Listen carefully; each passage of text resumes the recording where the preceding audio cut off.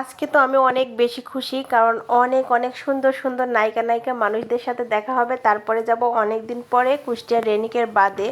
অনেক বেশি মনটা ভালো। আসসালামু আলাইকুম, সবাই কেমন আছেন? আশা করছি ভালো আছেন। আমি আলহামদুলিল্লাহ ভালো আছি। আমি আখি কুষ্টিয়া থেকে চলে আসলাম আপনাদের সাথে নতুন একটা ভিডিও নিয়ে। আর এই ভিডিওটা অনেক সুন্দর, যেহেতু আমি কুষ্টিয়ার রেনিকের বাদ, আর অনেক প্রবাসী ভাইরা কুষ্টিয়ার রেনিকের বাদ দেখার জন্য আমাকে অনেকবার বলছিল। তো যাই হোক, সেই ভিডিওটা কিন্তু আমি অনেক দিন পরেই দিলাম।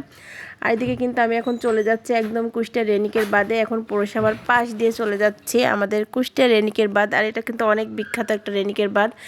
আর এই যে চলে যাচ্ছি না, এখানে কিন্তু অনেকেই যাচ্ছিল, যেহেতু গেটের সামনে নামার পরে টিকিট নিতে হবে। আর এখানে কিন্তু ঢুকতে গেলে প্রতিটা মানুষের একটা মানুষ 20 টাকা করে টিকিট দিতে হবে। আর আমি যেহেতু একা, আর আমি যেহেতু সবার আগেই চলে আসছি, এই জন্য 20 টাকা দিয়ে আমি একটা টিকিট নিয়ে কিন্তু চলে গেলাম একদম আমাদের রেনিকের বাঁধের মধ্যেখানে। তো যাই হোক, টিকিটটা নিয়ে আমাকে অর্ধেকটা দিয়ে দিল, যদি কখনো কেউ প্রয়োজন হয় তাহলে ওই অর্ধেকটা দেখাতে হবে। তো আমাদের রেনিকের বাঁধের ভিতরে কিন্তু অনেক অনেক সুন্দর জায়গা। আর এই শুক্রবারটা না, প্রতিটা দিনই মানে সব প্রতিদিন 9টা থেকে একদম সন্ধ্যা পর্যন্ত, মাগরিব পর্যন্ত খোলা থাকে। আর এখানে আসার পরে তো আমার মনটা এমনিতে অনেক বেশি ভালো হয়ে গেছে, কিন্তু অপেক্ষার সময়টা একদমই যাচ্ছিল না। যেহেতু অপেক্ষার সময়টা যাচ্ছিল না এই জন্য, কারণ এখানে অনেক অনেক প্রিয় প্রিয় মানুষজন আসবে। আর এখানে যেহেতু আমাদের কুষ্টিয়ার গয়া নদীর পাশেই আমাদের রেনিকের বাঁধ, এটা কিন্তু অনেক সুন্দর।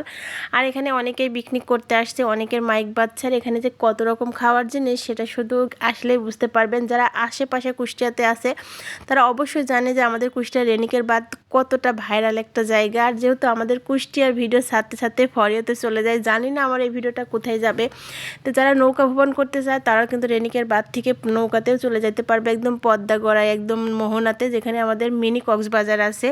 তো যাই হোক, আমি আর তো মিনি কক্সবাজার কখনো যাই নাই, আর একা একা যাওয়ার সাহসও হয় না। আর এখানে কিন্তু সবাই পিকনিকে আসছে, দেখেন কত মানুষ আসছে। তারা কিন্তু এখন আমাদের রেনিকের বাঁধের মধ্যে ঢুকবে, খাবার খাবে, এটাই মাইকে বলছিল। সেটা তো আমি অরিজিনালভাবে শোনাতে পারতেছি না, আর এই জন্য কিন্তু দেখাচ্ছি আপনাদের। আর এখান থেকে দেখা যাচ্ছে আমাদের কুষ্টিয়া হরিপুরের ব্রিজ। আসলে আমাদের কুষ্টিয়াতে কি নাই বলেন, সবই আছে। আর আমাদের কুষ্টিয়ার মানুষগুলো যে এত ভালো, যারা একবার আইছেন তারা অবশ্যই বুঝতে পারবেন। এখানে ছাগল পাগল সব কিছুই আছে, আর এখানে অনেক মানুষ। আর এখানে আসার পরে আপনার মনটা অনেক বেশি ভালো লাগবে। আর এখানে আশেপাশে কিন্তু অনেকগুলো দোলনাও আছে, যে যাই হোক, দোলনাতে আর ওঠা হয় নাই। আমার না মনেই ছিল না যে কুষ্টিয়াতে রেনিকের বাদে আসবো, একটু দোলনাতে উঠবো না। এই বটতলার আশেপাশে আমি বসে বসে থাকছি বা ঘুরছি, কিন্তু দোলনাতে এখনও ওঠা হয়নি। অবশ্যই কোনো একদিন যদি নেক্সটে আমি যাই তাহলে অবশ্যই অবশ্যই দোলনাতে উঠবো, কারণ দোলনা উঠতে আমার অনেক বেশি ভালো লাগে। কার কার দোলনাতে উঠতে বেশি পছন্দ বলেন তো?